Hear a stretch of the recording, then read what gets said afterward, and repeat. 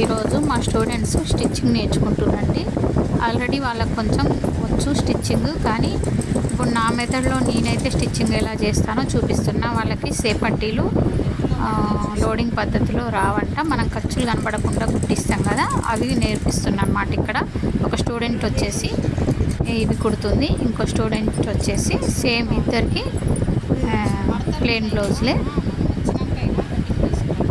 డాట్లు వేసింది అనమాట. తను డాట్లు వేసింది.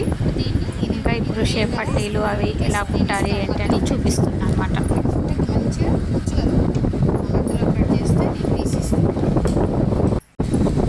ఇక్కడ బ్లౌజ్ అంతా అయిపోయిందండి. సైడ్ జాయింట్ ఇప్పుడు మనం రెండు పద్ధతుల్లో, మీకు కూడా చాలాసార్లు చెప్పిన కదా, బ్లౌజ్ అనేది రెండు పద్ధతుల్లో, నడుము అనేది జాయింట్ రెండు పద్ధతుల్లో చేస్తాం. అది ఎలా చేయాలని చెప్తున్నాను అనమాట. ఇక్కడ సైజ్ బ్లౌజ్తో సేమ్ ఒకేలాగా పెట్టడం ఒక పద్ధతి, నడుమును మొత్తం కొలుచుకొని 4 సమాన భాగాలు చేసి 4 సమాన భాగాలు పెట్టడం ఒక పద్ధతి. అయితే ఇప్పుడు కుట్టి ఈ రెడ్ బ్లౌజ్ కుట్టే స్టూడెంట్ సైజ్ బ్లౌజు మధ్యలో గ్యాప్, ఫ్రంట్ పార్ట్లో గ్యాప్ ఎక్కువ వచ్చిందనమాట సైజ్ బ్లౌజ్లో. అందుకని నేనేం చేసిన, తనకు మాత్రం నడుము కొలుచుకొని 4 సమాన భాగాలు పెట్టించిన. అప్పుడు ఏంటంటే అస్సలు గ్యాప్ అనేది రాదు. మీకు కూడా ఎవరికన్నా గ్యాప్ అనేది వస్తే మీరు కూడా నడుముని 4 ముందు చుట్టూ కొలుచుకోండి. కొలుచుకున్న తర్వాత సమాన భాగాలుగా పెట్టుకోండి. అర్థమైంది కదా? 4 భాగాలు చేసి 4 సమాన భాగాలు పెట్టుకుంటే మీకు ఆ మధ్యలో గ్యాప్ అనేది రాదనమాట. ఓకేనా? ఎలా సెట్ అవుతుందో చూద్దామని అలా గుట్టిపించిన తనని. ఇదైతే తనది స్టూడెంట్ది కాదు, వాళ్ళ పిన్ని బ్లౌజు. బిగ్ సైజు కుడతా అని చెప్పి బిగ్ సైజు కుడుతుంది తను. ఇంకా మా దగ్గరకు వచ్చే వాళ్ళు ఎవరైనా స్టిచ్చింగ్ నేర్చుకోవాలనుకుంటే తప్పకుండా అప్రోచ్ అవ్వండి, నేర్చుకోండి. ఈరోజైతే బాడీ మెజర్మెంట్స్ ఎలా తీసుకోవాలో కూడా నేర్పించను. ఎందుకంటే ఒకటి సైజ్ బ్లౌజ్తో నేర్చుకోవాలి, ఇంకోటి బాడీ మెజర్మెంట్స్తో నేర్చుకోవాలి. ఈ రెండు నేర్చుకుంటే ఎవరికైనా బ్లౌజు ఈజీగా కుట్టేయొచ్చండి. ఎలాంటి వాళ్ళకైనా బ్లౌజ్ అనేది ఈజీగా కుట్టవచ్చు. ఇక్కడ షోల్డర్ వచ్చేసి 14 ఉందండి బొమ్మకి. అయితే మనకి హై నెక్ కానీ కాలర్ నెక్ కానీ కుట్టేటప్పుడు తప్పకుండా ఫుల్ షోల్డర్ అవసరం అని చెప్తున్నా.